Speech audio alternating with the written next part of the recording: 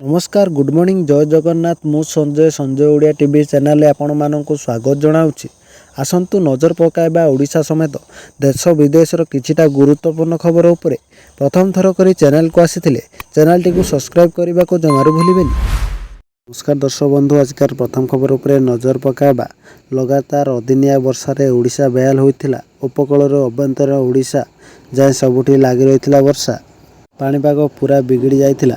फसल पानी रे बतरू बर्बाद।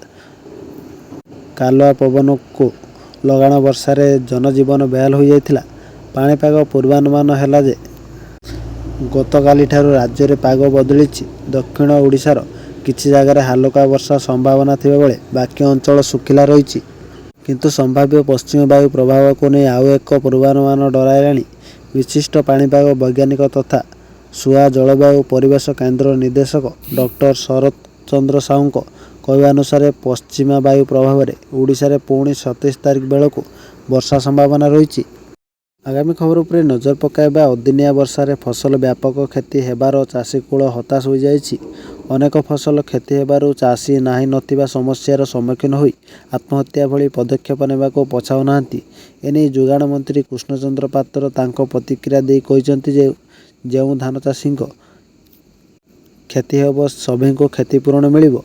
जिलापालको निर्देश चाषी जेते कंप्रोमाइज करी हेब कर कृषकों को फेरांतु नहीं। कृष्णचंद्र पात्र जोगाण मंत्री एभली एक घटना घटी। गंजाम जिला छत्रपुर ब्लॉक अधीन बड़माधपुर पंचायत अधीन बरंग गाँव रे जड़े चाषी घरे रसी लगाई आत्महत्या करिसेंती। परवर्ती खबर उपरे नजर पकाइबा। डिसेम्बर 28 रु हेब नाही श्रीमंदिर रे धाड़ी दर्शन।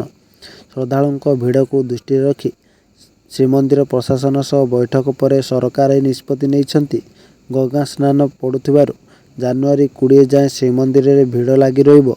सेतिपय धाड़ी दर्शन व्यवस्था एबे लागू हेब नाही बोली सरकार निष्पत्ति नेइछंती। जनवरी 20 रु 22 तारिख भितरे श्रीमंदिर रे धाड़ी दर्शन व्यवस्था पूर्णांग भावे लागू करा जियो बोली आईन मंत्री पृथ्वीराज हरिचंदन सूचना दैछंती। आगामी खबर उपरे नजर पकाइबा। राज्यपाल पदर इस्तीफा देबा परे सम्माने गतकाली रघुवर दास को विदायी संबर्धना दिया जायछि। राजभवन परिसर रे गार्ड ऑफ ऑनर दिया जायथिला।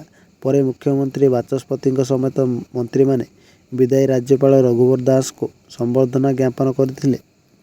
राज्य सरकार तरफ राज्य अतिथि भवन रे विदायी राज्यपाल रघुवर दास को संबर्धना दिया जायथिला। विदाय नेबा बेले रघुवर दास कहिसंती 14 मास महाप्रभुंक भूमि रे काम करिवार सुखद अनुभूति रहिला। एठाकार लोक बहुत भल। मोर पूरा भरोसा नरेंद्र मोदी नेतृत्व रे डबल इंजिन सरकार रे ओडिशार आउरी उन्नति हेबो बोली विदायी राज्यपाल रघुवर दास कहिसंती। परवर्ती खबर उपरे नजर पकाइबा। आज भारतीय बजार रे 22 कैरेट सोनार दर 10 ग्राम प्रति 71,250 टंका होइथिबा बेले 24 कैरेट सोनार दर 10 ग्राम पिछा 77,730 टंका रही।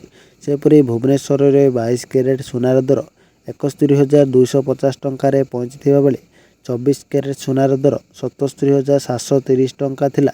सेपरी मुंबई रे 22 कैरेट और 24 कैरेट सोनार मूल्य 71,250 टंका और 77,730 टंका थिबा रेकर्ड होइथिबा बेले नुआ दिल्ली रे 71,400 टंका और 77,880 टंका रही। आगामी खबर उपरे नजर पकाइबा। चलित मास 28 तारिख रे भुवनेश्वर रे आसिबे अमित शाह। भाजपा राज्य प्रभारी विजयपाल सिंह तोमार एही सूचना दैछंती। यासह से अमित शाह संबलपुर गस्त नाही बोली कहिसंती। कलिंग स्टाडियम कार्यक्रम रे जोग देई पारंती शाह। सूचना अनुसार एबे ओडिशा केंद्र भाजपा नेतृत्व फोकस रे रहिछि। निकटरे ओ होइथिबा डीजीपी सम्मेलन रे 3 दिनिया ओ गस्त रे आसिथिले प्रधानमंत्री नरेंद्र मोदी। प्रधानमंत्री सह केंद्र गृहमंत्री अमित शाह मध्य गस्त रे आसिथिले। तेबे एही डीजीपी सम्मेलन एक मास परे पुणी थरे ओडिशा गस्त रे आसिबे शाह।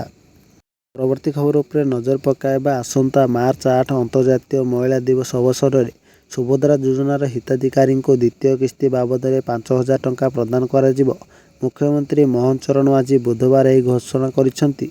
राज्यर प्राय 1 कोटी महिला यह अर्थ राशि पाइबे। सुभद्रा किस्ती राशि डायरेक्ट बेनिफिट ट्रांसफर माध्यम हिताधिकारी को दि जाउथिबा बेले ଏହା ମହିଳା ସଶକ୍ତିକରଣ ପାଇଁ ସହାୟକ ହୋଇଛି ବୋଲି ମୁଖ୍ୟମନ୍ତ୍ରୀ କହିଛନ୍ତି। ଡିସେମ୍ବର 1 ସୁଦ୍ଧା 1,05,36,612 ମହିଳା ସୁଭଦ୍ରା ଟଙ୍କା ପାଇବାକୁ ଆବେଦନ କରିଛନ୍ତି। ଅତ୍ୟାବଧି ପ୍ରଥମ କିସ୍ତିର ଅର୍ଥରାଶିକୁ 3ଟି ପର୍ଯ୍ୟାୟରେ ପ୍ରାୟ 80 ଲକ୍ଷ ହିତାଧିକାରୀଙ୍କୁ ଦିଆଯାଇଛି। ପରବର୍ତ୍ତୀ ଖବର ଉପରେ ନଜର ପକାଇବା। ଆଜିଠାରୁ କମିଛି ବର୍ଷା। ବଙ୍ଗୋପସାଗରରେ ସୃଷ୍ଟ ସଦୃଶ ଲଘୁଚାପ ସାମାନ୍ୟ ପଶ୍ଚିମ ଦିଗକୁ ଗତି କରି ଦୁର୍ବଳ ହୋଇ ଲଘୁଚାପ କ୍ଷେତ୍ରରେ ପରିଣତ ହୋଇଛି। ଯାହାର ପ୍ରଭାବରେ ରାଜ୍ୟରୁ ଧୀରେ ଧୀରେ ବର୍ଷାର ପରିମାଣ କମିବ। ଏହାସହ ରାଜ୍ୟରେ ଶୀତର ପ୍ରକୋପ ବୃଦ୍ଧି ପାଇବ। ଏଥିସହ ଘନ କୁହୁଡ଼ି ଅନୁଭୂତ ହେବ।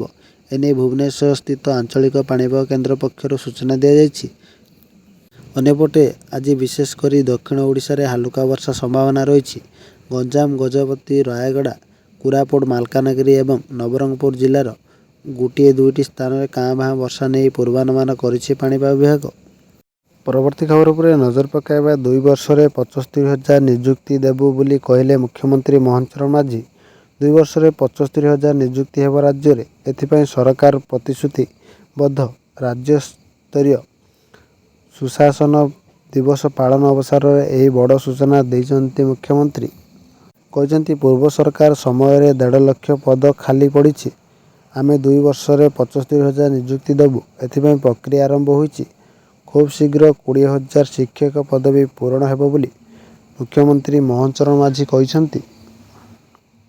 ଶେଷ ଖବର ଉପରେ ନଜର ପକାଇବା। ଗତ 24 ଘଣ୍ଟା ମଧ୍ୟରେ ଅଶୋଧିତ ତୈଳ ମୂଲ୍ୟରେ ସାମାନ୍ୟ ବୃଦ୍ଧି ଘଟିଛି। ବ୍ରେଣ୍ଟ ଅଶୋଧିତ ମୂଲ୍ୟ ବ୍ୟାରେଲ ପିଛା $73.58 ଡଲାରରେ ପହଞ୍ଚିଛି ଏବଂ WTI ହାର ବ୍ୟାରେଲ ପିଛା $70.29 ଡଲାରରେ ପହଞ୍ଚିଛି। ବିଶ୍ୱ ବଜାରରେ ଏହି ବୃଦ୍ଧି ଘରୋଇ ମୂଲ୍ୟରେ ପରିବର୍ତ୍ତନ ଆଣିଛି। ବର୍ଷ ଶେଷ ପୂର୍ବରୁ ମଧ୍ୟ ଟେନସନ ବୃଦ୍ଧି ପାଇଛି। ଖ୍ରୀଷ୍ଟମାସର ପରଦିନ ପେଟ୍ରୋଲ ଏବଂ ଡିଜେଲ ମୂଲ୍ୟରେ ବୃଦ୍ଧି କରି ତୈଳ କମ୍ପାନୀଗୁଡ଼ିକ ଗ୍ରାହକଙ୍କୁ ଚକିତ କରିଦେଇଛନ୍ତି।